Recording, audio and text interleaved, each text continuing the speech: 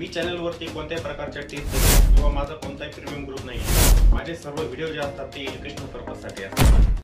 जय हिंद मित्रांनो, मी दीपक पुन्हा एका नवीन व्हिडिओमध्ये तुमचं सर्वांचं खूप स्वागत आहे। तर मित्रांनो, आज निफ्टीचा फायनल क्लोज जरा 22,055 वरती 22,055 वरती आजच्या दिवशी निफ्टीने फायनल क्लोज दिला।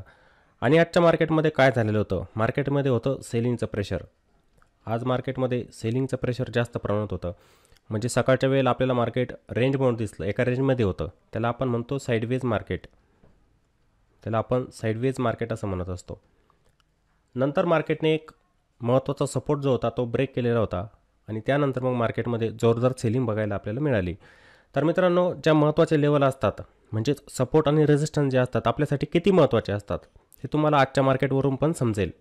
आणि सकाळच्या वेळेला एक गोष्ट मी तुम्हाला बोललेलो होतो की जेव्हा पण कॅन्डलचा हाय आणि ओपन सेम असतो तेव्हा त्या ठिकाणी सेलिंग येत असते। हे सकाळच्या वेळेला आपण लाईव्हमध्ये बघितलेलं होतं बघा, तुम्हाला आठवतं की नाही मला माहीत नाही, पण जेव्हा मार्केट चालू झालेलं होतं, जेव्हा 5 मिनिटांची कॅन्डल सुरुवातीला बनत होती तेव्हा मी तुम्हाला एक गोष्ट बोललेलं होतं की आजच्या 5 मिनिटांच्या कॅन्डलचा हाय आणि ओपन सेम आहे। जेव्हा असं स्ट्रक्चर मार्केटमध्ये होत असतं तेव्हा त्या ठिकाणी मार्केट डाऊन ट्रेंडमध्ये असतं।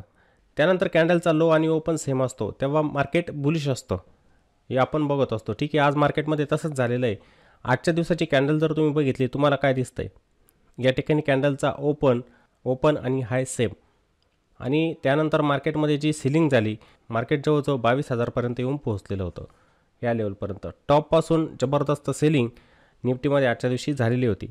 आणि आजची जी कॅन्डल बनलेली मित्रांनो, डेली कॅन्डल, तिने काय केलेलं आहे, मागच्या जवळजवळ 2 कॅन्डलला आपण म्हणू शकतो 2 कॅन्डल, तिथे 3 पण कॅन्डल येत आहे। ही शॅडो जर आपण पकडली, आजच्या कॅन्डलची ही शॅडो जर आपण पकडली तर मागच्या ज्या 3 कॅन्डल होत्या त्यांना इथे एंगल्फ केलेलं आहे। ही कॅन्डल आपल्याला काय सांगते, सेलिंगचं प्रेशर मार्केटमध्ये या ठिकाणी आहे, सेलिंगचं प्रेशर। मागच्या ज्या कॅन्डल होत्या तिथे काय केलं, एंगल्फ केलेलं आहे, झाकून टाकलेलं आहे। मग असे जेव्हा मार्केटमध्ये पॅटर्न बनत असतात तिथे जर त्याचं कंटिन्युएशन जर झालं तर मार्केटमध्ये सेलिंग पण येत असते मित्रांनो। तुम्ही पण खूप वेळेला बघितलेले असतील किंवा मी लाईव्हमध्ये पण तुम्हाला ह्या गोष्टी दाखवून देत असतो। जे कॅन्डलस्टिक पॅटर्न बनत असतात किंवा चार्ट पॅटर्न बनत असतात ते टॉपला बनले तर चांगले, बॉटमला बनले तर आपल्यासाठी चांगले। असं साईडवेज मार्केटमध्ये जर तुम्हाला कोणते पॅटर्न दिसले तर ते काही कामाचे नसतात मित्रांनो। समजा हे साईडवेज मार्केट आहे बघा, इथे हा एक झोन दिसतोय तुम्हाला, मार्केट इथं आहे साईडवेज। इथे जर एखादा कॅन्डलस्टिक पॅटर्न बनला तर तो एवढा तुमच्यासाठी काम करणार नाही। तुम्हाला इथे वेगवेगळ्या प्रकारचे कॅन्डलस्टिक पॅटर्न दिसणार, इथे स्पिनिंग टॉप दिसणार बघा, इथे डोजी दिसणार तुम्हाला, इथे पण डोजी दिसते। ते पॅटर्न इथे काम करत नाही। ते पॅटर्न कुठे काम करणार, एक शार्प अप ट्रेंड असतो तिथे काम करणार, किंवा मार्केट खाली आलं आणि बॉटमला ते कॅन्डलस्टिक पॅटर्न बनले तर ते तुमच्यासाठी काम करत असतात। समजतंय? आता याचं कन्फर्मेशन आपल्याला उद्या मिळेलच की मार्केट इथून खाली येतं आहे का वरती जातं आहे का। हा एक हर्डल आपण म्हणायचो, त्याच्यावरती मार्केटने कालच्या दिवशी ब्रेकआउट दिलेला होता पण सस्टेन नाही झालं मार्केट। तिथे मार्केट थांबायला पाहिजे मित्रांनो। जेव्हा मार्केटला ट्रेंड पकडायचा असतो, एक रेजिस्टन्स जो असतो त्याच्यावरती मार्केटने सस्टेन व्हायला पाहिजे तरच एक अपमूव येत असतो। हे मार्केट काय झालं, आजच्या दिवशी पुन्हा या लेवलच्या दरम्यान येऊन पोहोचलेलं आहे। 22,055 ही फायनल क्लोजिंग निफ्टीची। स्ट्रक्चर तर अजूनपर्यंत पॉझिटिव्हच आहे, हे जे स्ट्रक्चर बनत जात आहे निफ्टीमध्ये हे पॉझिटिव्हच आहे अजूनपर्यंत, विकनेस नाही आहे। पण आजच्या दिवशी सेलिंग आलेली, उद्या असं पण होऊ शकतं ना की चांगली जोरदार बाईंग पण या ठिकाणी येऊ शकते। होत असतं मार्केटमध्ये तसं, असं नाही की एखादा कॅन्डलस्टिक पॅटर्न समजा तुम्हाला दिसला आहे आणि तुम्ही मार्केटमध्ये निगेटिव्ह गेले, असं काही नसतं मित्रांनो। त्याचं कंटिन्युएशन व्हायला पाहिजे, त्याचं कन्फर्मेशन आपल्याला मिळायला पाहिजे। कन्फर्मेशन महत्त्वाचं असतं, ते कन्फर्मेशन मिळाल्यानंतर आपण मग थोडंसं सेल साईडला जात असतो किंवा बाय साईडला जात असतो। दोन्ही प्रकारे जे पण पॅटर्न बनत असतात ते, समजलं? एका कॅन्डलला बघून आपण अनुमान नाही लावू शकत। आता समजा ही लेवल आहे 22,000ची, ही पण उद्या जर ब्रेक झाली तर मार्केटसाठी पुन्हा एक सपोर्ट बनवेल। हीच लेवल जी पहिले रेजिस्टन्सचं काम करत होती, हीच लेवल मार्केटसाठी नंतर बनणार सपोर्ट। 21,850ची लेवल ही सपोर्ट बनेल। पुन्हा ही पण लेवल ब्रेक झाली तर पुन्हा 21,500, हा तर एक स्ट्रॉंग सपोर्ट बनलेला आहे मार्केटसाठी 21,500चा। इथपर्यंत मार्केट येऊन जाणार मग, समजलं? म्हणजे मार्केट अजून ट्रेंडिंग होत नाही आहे, लक्षात आलेलं असेल तुमच्या। इंट्राडेमध्ये फक्त आपण 5 मिनिटांमध्ये बघतो की मार्केट अप ट्रेंडमध्ये आहे का डाऊन ट्रेंडमध्ये आहे। पण जेव्हा तुम्ही बिग टाईम फ्रेममध्ये जात असतात, बिग टाईम फ्रेम म्हणजे मोठ्या टाईम फ्रेममध्ये जेव्हा तुम्ही जात असतात तिथे तुम्हाला ओव्हरऑल मार्केटचा ट्रेंड लक्षात येत असतो। आता हा एक झोन आहे, तुम्हाला मी सांगितलं की या झोनमध्ये मार्केट साईडवेज आहे, प्राईस होते वरती शिफ्ट पण मार्केट साईडवेज आहे या रेंजमध्ये, समजतंय ना? मग इथे ट्रेंडिंग मूव पाहिजे असेल तर मार्केटला या लेवलच्या वरती सस्टेन व्हावं लागेल, तेव्हाच एक ट्रेंडिंग मूव या ठिकाणी येऊ शकतो. मग आता उद्याच्या दिवशी आपण इथे कसा प्लॅन करू शकतो, मार्केट कोणत्या लेवलच्या वरती जाऊ शकतं, म्हणजे कोणत्या रेजिस्टन्सला ब्रेक केलं तर वरती जाऊ शकतं, कोणता सपोर्ट ब्रेक केलं तर खाली जाऊ शकतं, ते आपण बघणार आहे. तर काही जणांचा गैरसमज होत असतो की ॲनालिसिस करतात म्हणजे आपण लगेच तिथे कॉल बाय पुट बाय केला पाहिजे. तर हे चुकीचं असतं मित्रांनो. कोणाचेही व्हिडिओ बघून ॲनालिसिस बघून तुम्ही कधी बाईंग सेलिंग करायची नसते, अजिबात करायची नाही. तुम्ही शिकायचं असतं. त्या व्हिडिओमध्ये तुम्हाला काय शिकायला मिळतं आहे, हे कोणते पॉईंट सांगत असतात, कोणते रेजिस्टन्स सांगत असतात, तेच रेजिस्टन्स का सांगत असतात, त्याचा तुम्ही अभ्यास करायचा असतो, त्यावरती तुम्ही प्रॅक्टिस करायची असते. शिक्षण आहे मित्रांनो. पहिले स्टॉक मार्केटमध्ये पहिला अभ्यास असतो, नंतर एक्झिक्युशन असतं. तुम्ही नवीन असाल, पहिले शिकून घ्या, नंतर तुम्ही ट्रेडिंग करायला लागा. बहुतेक जण स्टॉक मार्केटमध्ये येत असतात पैसा बनवण्यासाठी, फक्त त्यांना अभ्यास नको आहे. तर मित्रांनो, अभ्यास केला तर पुढे तुमचा पैसा आपोआप बनतो. त्यासाठी पहिले अभ्यास करा. समजलं? मग उद्यासाठी आपण कसा प्लॅन करू शकतो, मार्केट कुठं वरती कुठे खाली जाऊ शकतं, त्यासाठी आपण जाणार 5 मिनिटांमध्ये. तर मी निफ्टीचा 5 मिनिटांच्या टाईम फ्रेममध्ये चार्ट ओपन करतो. तर आजच्या दिवशी पण मार्केट काय थोडं प्लसमध्येच ओपन झालेलं होतं, वरतीच ओपन झालेलं होतं. सर्वांनी बघितलेलं होतं, सकाळी आपण ह्या ठिकाणी होतो आणि हा एक झोन मी तुम्हाला दाखवलेला होता 22,180. हा एक झोन आपल्यासाठी सपोर्ट असणार आहे. तुम्हाला मी लाईव्हमध्ये पण सांगत असतो, हा एक झोन मी ड्रॉ केलेला आहे, कसा आपल्यासाठी सपोर्ट बनू शकतो. आता ही जी कॅन्डल होती बघा, हिचा हाय आणि ओपन सेम होता. ठीक आहे, सकाळी मार्केट खाली आलं, बरोबर हा एक सपोर्ट होता, इथेच बाउन्स दिला मार्केटने, पुन्हा वरती गेलं आणि रिजेक्शन पुन्हा ह्याच लेवलवरती आलेलं होतं.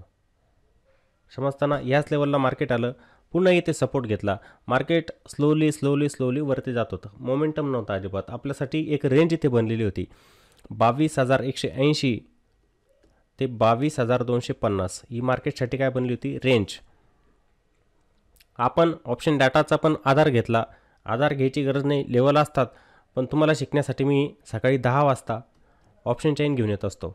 ऑप्शन चेन डाटा कसा रीड करायचा असतो, कसं बघायचं असतं ऑप्शन चेन डाटा, ते पण सांगत असतो. तिथे काय झालेलं होतं, 22,200च्या स्ट्राईकवरती काय झालेलं होतं, सर्वात जास्त पुट रायटिंग होती, हेवी पुट रायटिंग त्या ठिकाणी झालेली होती.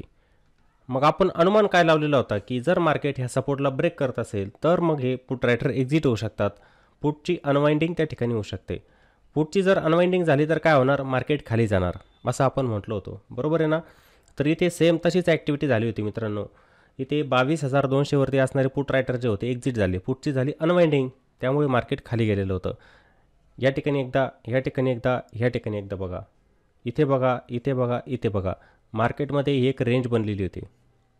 समजतंय ना तुम्हाला. मार्केटने बघा इथे नंतर येऊन आहे ना, ही जी प्राइस ॲक्शन बनवली, मार्केट निगेटिव्ह होऊन गेलं. ठीक आहे, इथे आलं, मार्केट बाउन्स घेतला आणि इथूनच शॉर्ट झालेलं होतं. ही निगेटिव्ह प्राइस ॲक्शन मार्केटने इथे बनवलेली होती. त्यामुळे मी तुम्हाला सांगत काय असतो, एक महत्त्वाचा सपोर्ट जेव्हा ब्रेक होत असतो तेव्हा मार्केटमध्ये येत असते सेलिंग. जेव्हा एक महत्त्वाचा रेजिस्टन्स ब्रेक होत असतो तेव्हा मार्केटमध्ये येत असते बाईंग. ही गोष्ट तुम्ही नेहमी लक्षात ठेवायची, त्यांच्यावरती अभ्यास करायचा. त्यामुळे तो एक सपोर्ट एरिया आणि एक रेजिस्टन्स एरिया जो असतो तो तुम्हाला ओळखायचा असतो. तुम्ही जर त्याला परफेक्ट ओळखलं तर तुमचे ट्रेड पण बरोबर जात असतात, ते स्टॉकमध्ये असू द्या किंवा इंडेक्समध्ये असू द्या, कोणत्याही ठिकाणी. समजलं? ही निगेटिव्ह प्राइस ॲक्शन होते. आता ज्यांनी ह्या मूला कॅच केलं त्यांनी तर प्रॉफिट बनवलेच असेल, पण जेव्हा अशा रेंजमध्ये तुम्ही फसतात, जे साईडवेज मार्केट असतं, एक तर तुमचे स्टॉप लॉस पण हिट होणार आणि एका रेंजमध्ये जेव्हा मार्केट फसतं तिथं तुमचं ऑप्शनचं प्रीमियम डिके होत असतं. डिके होणार कारण की जे प्रीमियम असतं त्यामधील असलेली टाईम व्हॅल्यू जे असते, जेवढ्या वेळ मार्केट साईडवेज होणार ते प्रीमियम काय होणार, डिके. त्यात असलेली टाईम व्हॅल्यू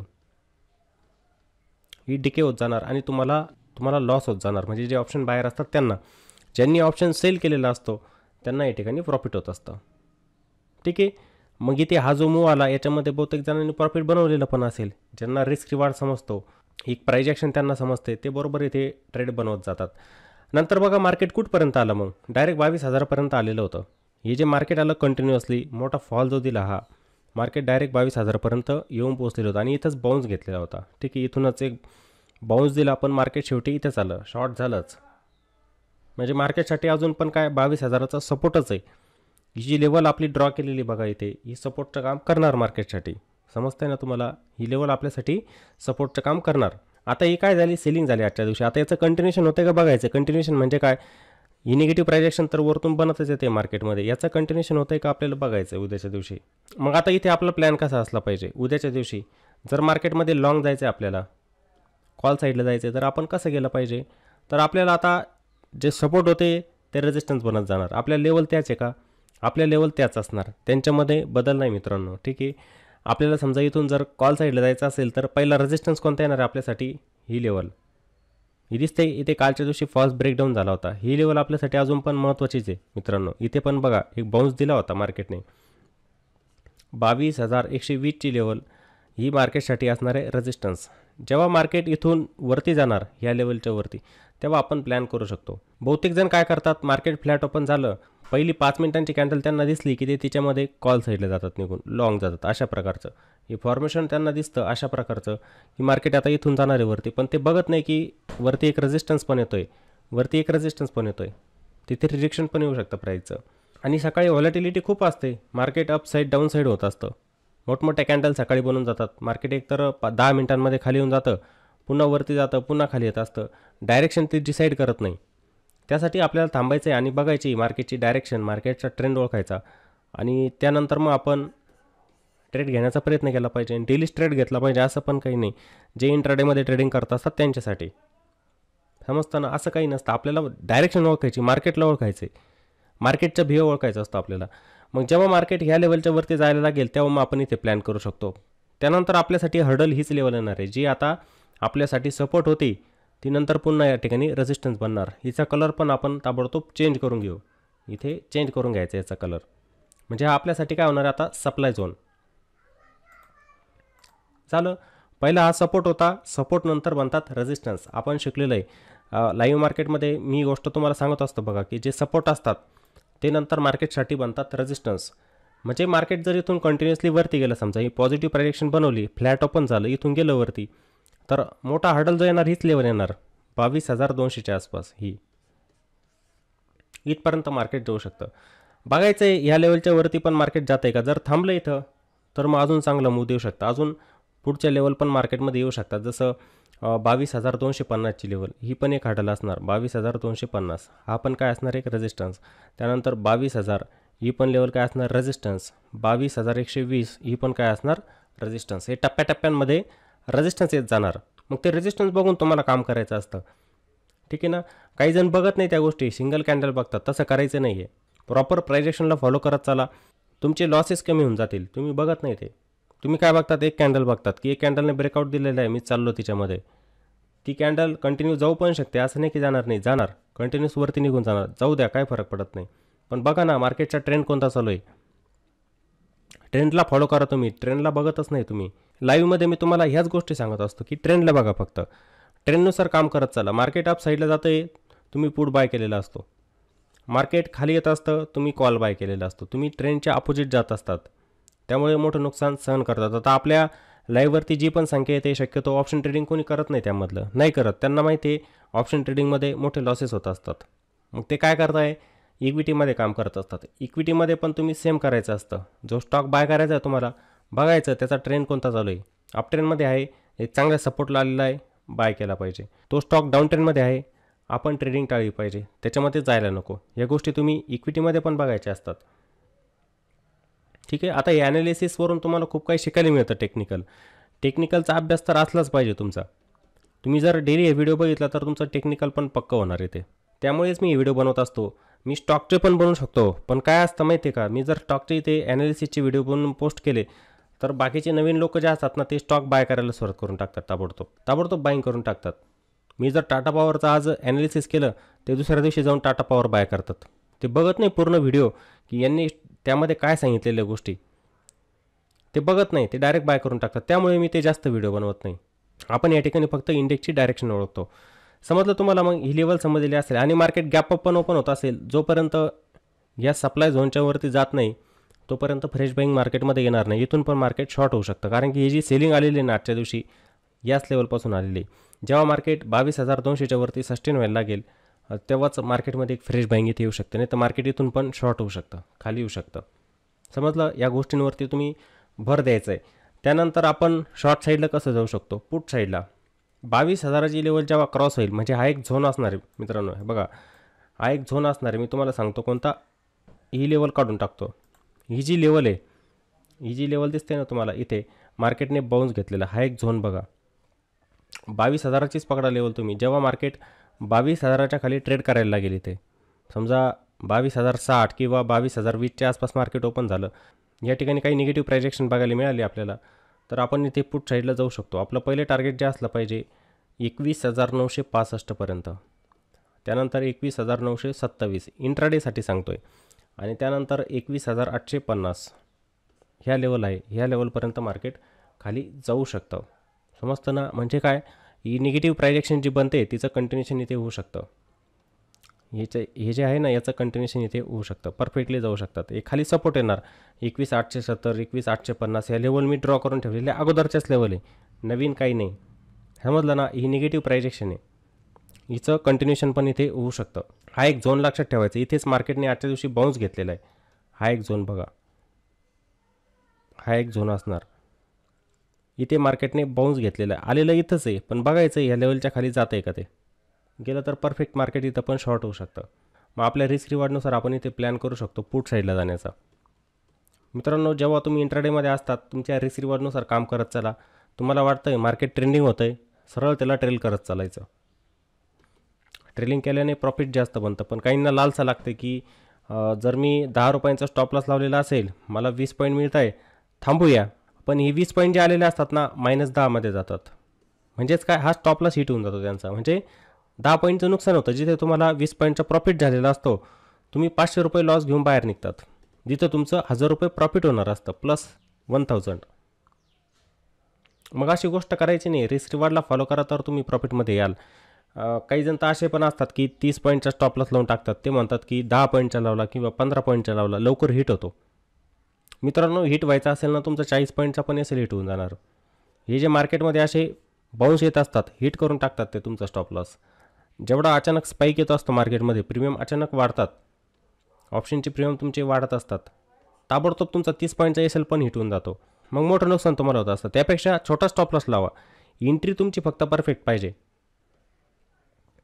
एंट्री वेळेवरती घ्या, तुमचा छोटा स्टॉप लॉस हिट होईल, होऊ द्या, नुकसान थोडं होईल, पण मोठा स्टॉप लॉस लावून चुकीच्या जागेवरती एंट्री घेऊन नुकसान करून घेऊ नका. समजतं आहे ना? आणि प्रत्येक वेळेला माझं सांगणंच असतं, एंट्री घ्यायची तर स्टॉप लॉसचा वापर करायचाच आहे. मनात कधी स्टॉप लॉस पकडू नका. मार्केट सुप्रीम आहे मित्रांनो, आपण त्याला चॅलेंज करू शकत नाही. तुम्ही जर रँडम ट्रेडिंग करत बसले आणि स्टॉप लॉसचा वापर नाही केला, तर स्टॉक मार्केट असं ठिकाण आहे, त्या ठिकाणी तुमचे मोठे लॉसेस होतील आणि तुम्ही सस्टेन नाही करू शकत. त्याच्यामधून बाहेर निघून जाल आणि तुम्ही मार्केटला दोष देणार की मार्केट असंच असतं, त्याच्यामध्ये पैसा बनत नसतो, मी प्रत्येक वेळेला ट्रेड घेतो, मला लॉसच होतो. का? तुम्ही जर त्याच्यामध्ये लॉजिकने कामच करत नाही. नॉलेज विचारलं आहे, कॅन्डलस्टिक पॅटर्न येतात, चार्ट पॅटर्न येतात, सर्व येतं मला, मग लॉस कसे होतात? तुमचा रिस्क रिवॉर्डच काम करत नाही. तुम्हाला एंट्री कुठे घ्यायची हेच माहीत नाही, तुमच्यामध्ये संयम नाही. तुम्हाला मार्केट ओपन झालं की एक निगेटिव्ह कॅन्डल दिसली की तुम्ही लगेच पुटला पळता तिथे. मग कसं काय प्रॉफिट बनणार तुमचं? संयम नावाची गोष्ट असते, संयम ठेवला तर आपोआप मार्केटमध्ये पैसा बनत जातो.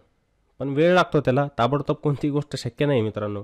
वेळ तर द्यावाच लागेल. वेळ दिला की स्टॉक मार्केट असं ठिकाण आहे की चांगला पैसा तुमचा त्या ठिकाणी ग्रो होऊ शकतो, वाढू शकतो. तर माझ्या मते निफ्टीमध्ये सर्वांना लेवल समजलेले असतील, कोणत्या ठिकाणी आपण बाय साईडला प्लॅन करू शकतो, कोणत्या ठिकाणी सेल साईडला प्लॅन करू शकतो. आणि मित्रांनो, जर व्हिडिओ आवडलेला असेल तर व्हिडिओला नक्की लाईक करायचं आहे, व्हिडिओला कॉमेंट पण करा आणि व्हिडिओला जास्तीत जास्त शेअर पण करा. चला तर मग पुन्हा भेटू एका नवीन व्हिडिओमध्ये. जय हिंद.